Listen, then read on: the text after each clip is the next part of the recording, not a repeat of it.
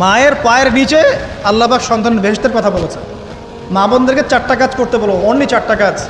5 ওয়াক্ত নামাজ যদি ঠিকমতো পড়তে পারে 1 নাম্বার, 2 রমজান মাসে রোজা রাখে, 3 নাম্বার পর্দা ঠিকঠাক মতো করে, আর 4 নাম্বার স্বামীর আনুগত্য করে, ইনশাআল্লাহ জান্নাতের যে কোনো দরজা দিয়ে ইচ্ছা প্রবেশ করতে পারবে ইনশাআল্লাহ।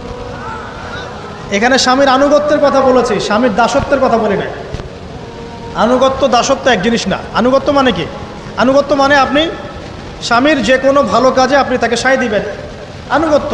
নামাজ পড়তে বলেছে নামাজ পড়তে হবে, পর্দা করতে বলেছে আপনি পর্দা করবেন, বেপর্দায় যাবেন আপনি যাবেন না, এটা আনুগত্য। দাসত্ব কি? দাসত্ব হচ্ছে যে সে ভালো মন্দ যাই বলুক আপনি শুনছেন, এটা দাসত্ব, এটা করবেন না।